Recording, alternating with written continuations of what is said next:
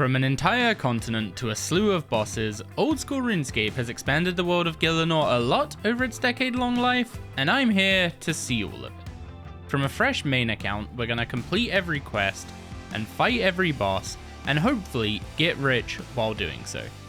This is Building a Main, Old School Edition.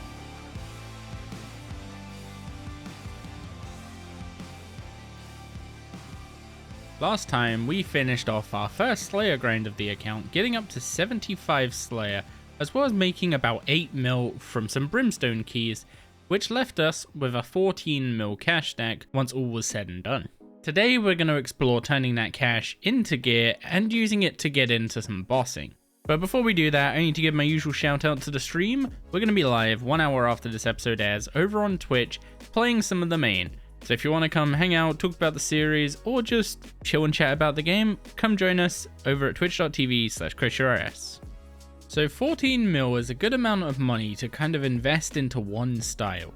And given range already has the blowpipe, it's kind of in a good enough place, so we're going to be looking at melee and magic. Between the two of these, our choice really boils down to what they give access to. If we focused on melee and picked up a Zamorakian Hasta and a Dragonfire Shield, that would give us the ability to form Bandos and Zamorak God Wars groups by taking the tanking role.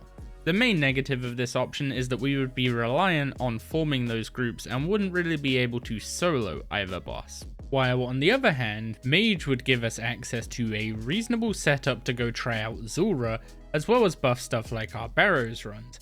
So not really playing into the group aspect at all, but stuff we can do solo consistently. In the end, I opted to go for the mage gear because right now, consistency and getting as many money makers available to us as possible is the name of the game. So with our new mage gear ready to go, I decided to throw together a setup to go try out Zulrah and put to test its nickname of the Money Snake. The first thing you'll notice with our Zulrah setup is that there are Zelandra teleport scrolls. Now, unfortunately, these things are like 20k a pop, but without the 76 agility to hop over the shortcut, this was the only way I had to consistently get here that wasn't like 5 minutes long. And the next thing you'll notice is that I have no idea what I'm doing. I came into this kind of blind. I basically knew what color of Zulrah meant what phase. Green is range, blue is mage, orange is melee. You want to be using your range setup on the blue one and otherwise use mage. But the hard part of learning Zulrah is the rotations. Basically, Zulrah follows one of 4 rotations every time you start the fight. By knowing what rotation you're in, you can preemptively change prayers and gear and stuff and get more damage in by being able to attack sooner. It's also crucial to know where you should be positioning so you don't get venomed. In order to learn these rotations, I was using a plugin called Zulrah Helper, which allows you to see what rotation you're in and what phases are coming up by inputting the first few phases of the fight. However, I actually advise skipping using a rotation helper for the first few kills. Look at what the rotations are and roughly what you could expect, but if you just follow the rule of always changing sides of the room whenever the venom disappears, and just react to what Zulrah happens to appear, you'll get through most of the phases just fine. However, there's one phase that is particularly tricky, and those are known as Jad phases, where Zulrah will alternate between attacks.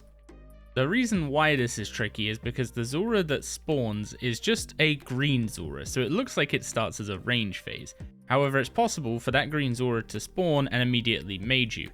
However, unlike the mage phase, which can randomly range you, the range phase will never mage unless it's a Jad phase. So if you ever see a ranger mage you, you know you're in a Jad phase and it's going to alternate between range and mage. You'll take a hit, you'll have to eat up, that's fine, but just focus on switching your prayers for the rest of the phase. As you saw from that clip, even after about 20 KC, I was still not doing the Jad phase very well. I was kind of brute forcing it with some food. It does take quite a while to get used to the timing. Basically, when you see the projectile for range, switch your prayer to magic because the range prayer check has already passed, and vice versa. As you can see, Zulrah drops some pretty nice loot. You get 2 rolls on the loot table every kill, and it's got some nice stuff like magic seeds.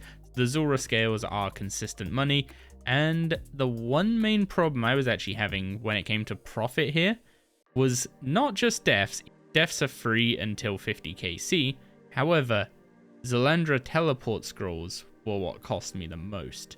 Because I couldn't use the shortcut, I was spending 20k per kill, or if I died, I was spending 20k to go there and die, 20k to go back and pick up my stuff, and then 20k to go back for the next kill.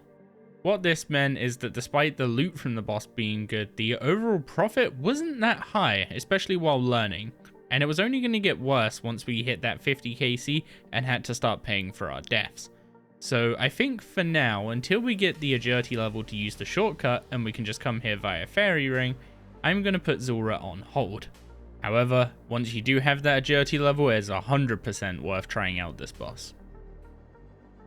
Looking at just shy of 5 mil in loot. And I'm not sure how much the cost has added up to yet, but we're almost at 60 kill count, which means we've killed 37 tonight, and we've only had a few deaths. So yeah, this is starting to get really smooth. It's just the kills are a bit slow, so maybe I need to find a way of speeding them up, or maybe it's a case of speeding them up, maybe it's just a case of persevering until we get a unique drop. Not really sure. So, with Zulrah on pause, let's turn our attention to Barrows. The gear itself is going to result in quicker runs, so more profit per hour. However, there's a couple more upgrades we can do to increase our profit. First up is Gommel's Hilt 2 by completing the medium combat achievements. This prevents prayer drain while in Barrows, which means you don't need to bring prayer pots anymore, which is a nice savings. And then the other upgrade is the Hard Mauritania Diaries. This causes you to get 50% more runes from the chest, and the runes do add up to a large portion of the profit here, so it's very much worth getting this diary done. Let's start with the medium combat achievements. First up, we need to get 5 Giants keys and 5 Mossy keys. This is because Obor and Briafita both have kill count combat achievements up to 5 kill count, and along the way we can get the rest of the combat achievements done within those 5. The best way to get these keys seems to be to cannon the hill and moss giants in the Giant's Cave on Korend. I misspoke last episode and said that you can't put a cannon down in here when I was doing fire giants here. You absolutely can put a cannon down, and you should. So once we got our Giant's keys and Mossy keys out the way, it was time to start knocking out some combat achievements. Okay, so far I've not taken any melee damage, I don't believe, so there should be achievement done. Okay, that was 4 achievements. Obor Novice, Sleeping Giant, Squashing the Giant, and Back to the Wall. So what did we not do, I guess is the question there. Okay, the only thing we haven't done is fight him on a free-to-play world. So, yeah, Ice Spell's OP. I should get 3 more kills with this setup and then do the last kill in free-to-play. Wow. There's a lot of people at Hill Giants on free-to-play. Lore runes, you drop so much better stuff on Ember's Words. Okay, there we go. All the Obor tasks done. Nice and easy one to start us off. Now I need to do Briafita. 5 kills on a free-to-play. Well, Poison or Venom needs to be the final source of damage, so bring an anti-poison. 3 protect from magic. Oh wait, okay, so I want to get all 3 of them near me.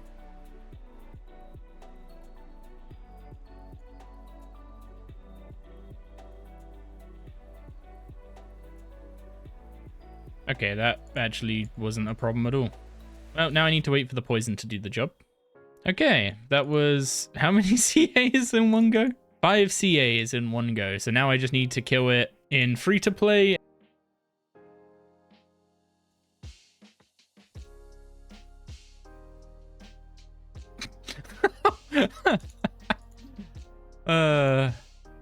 No cooldown on mechanics, huh? Seems to be a recurring theme with What is this? Not gonna do it again?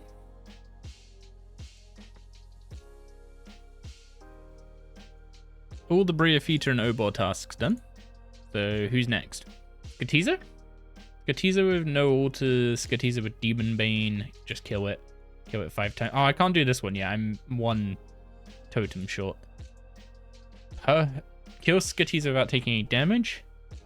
Kill Skatizo without a Demon Bane. Kill Skatizo with a Chinchomper.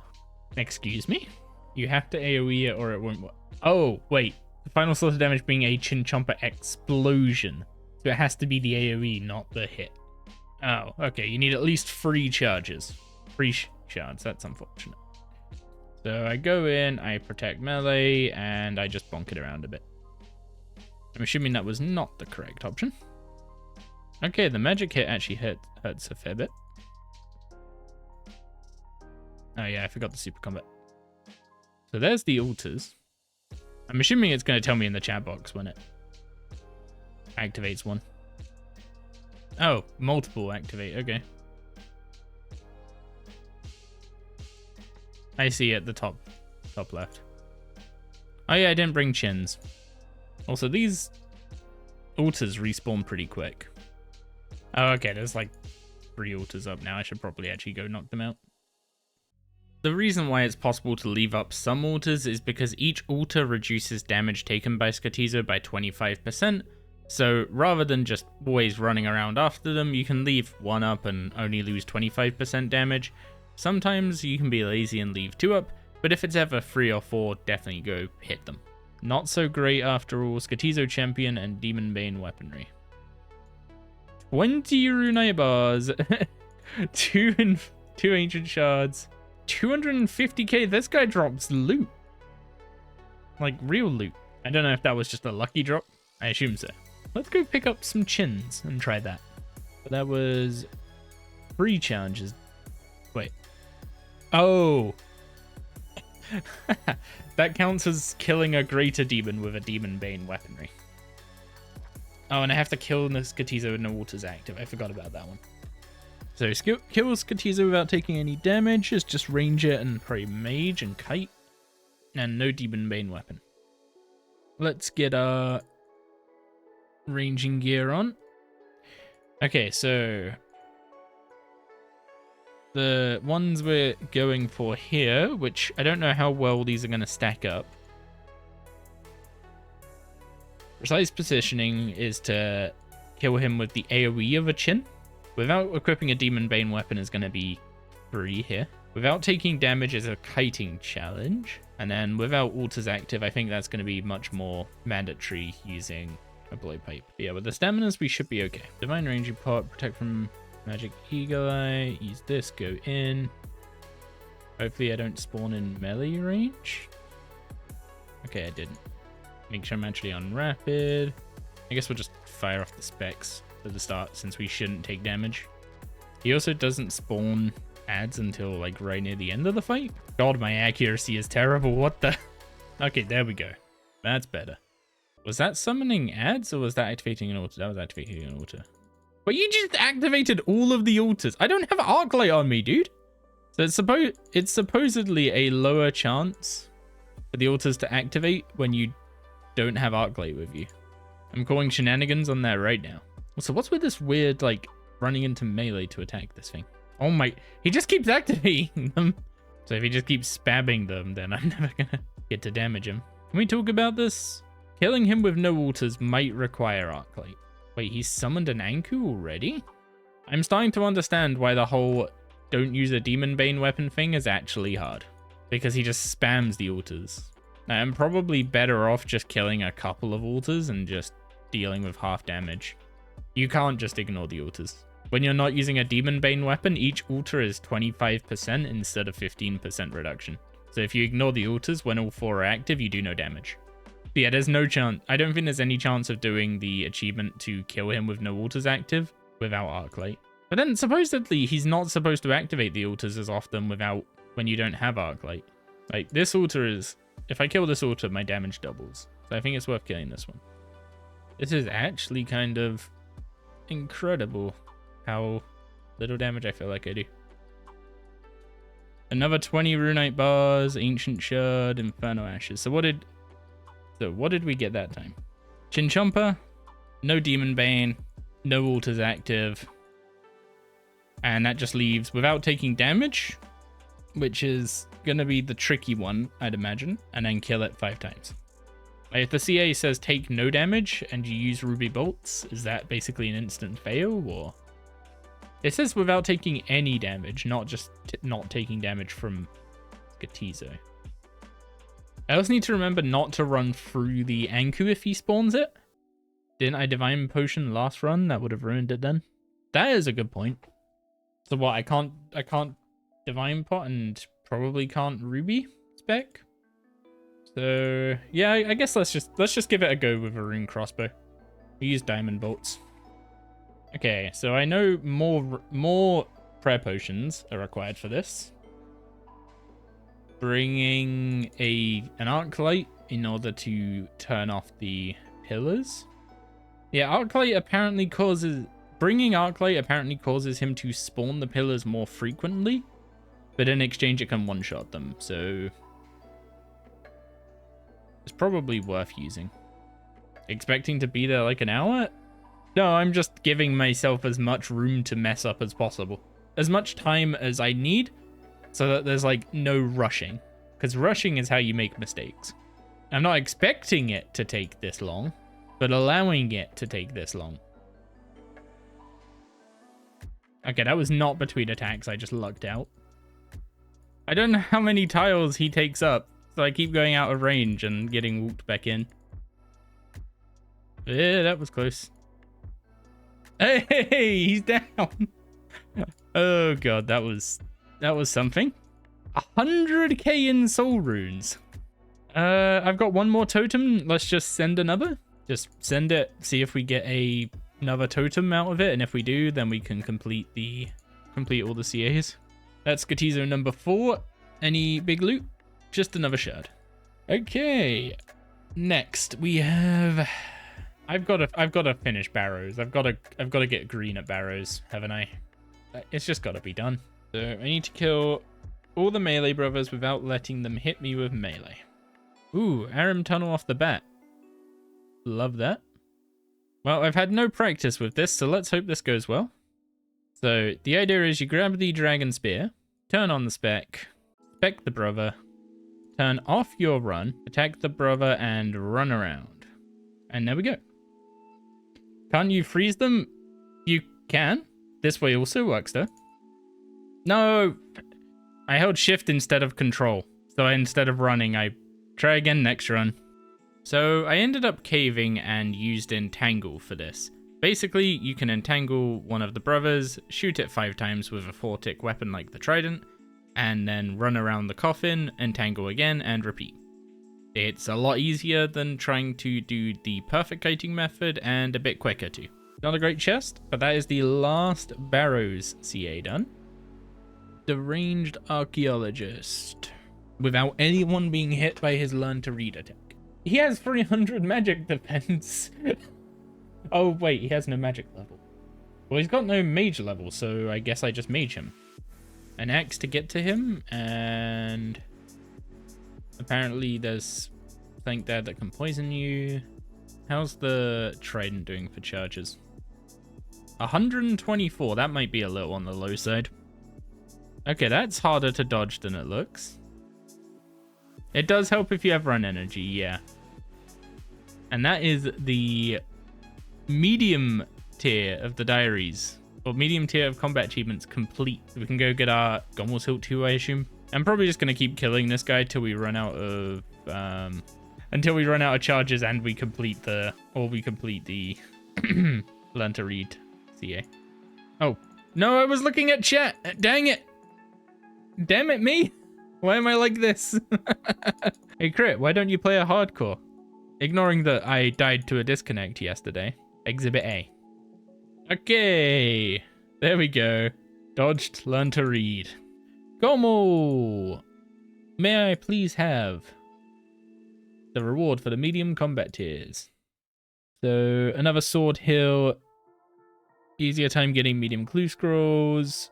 Bigger boss slayer task. Bonus tokens from the warrior guild. More accommodations from pest control games. And prevent prayer points being drained at Barrows.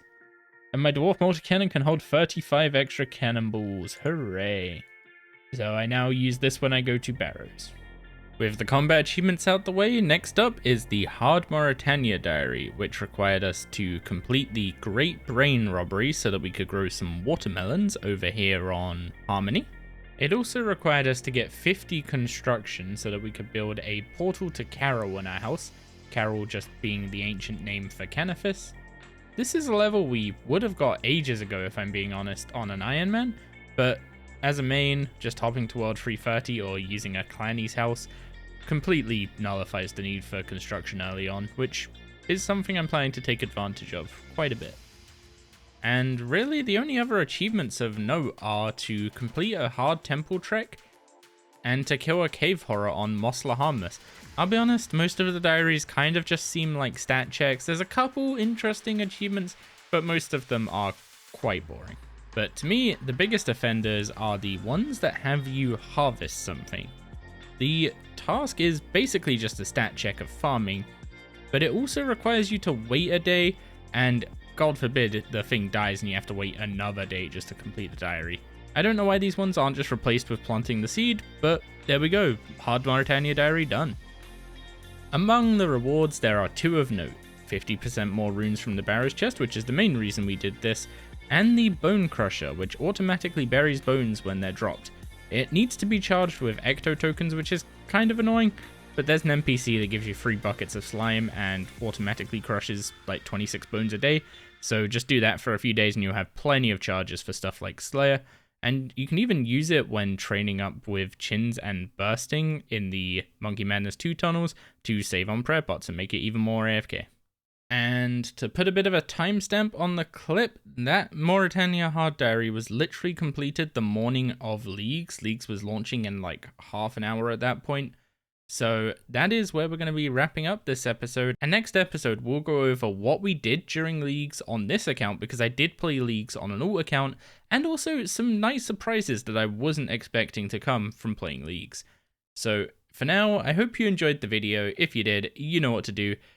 And if you're interested in catching some main progress live, make sure to join us over on twitch.tv/CritGRS 1 hour after this video airs. That's at 7 PM GMT. But for now, I'm going to wish you all a wonderful week, and I'll catch you again next time.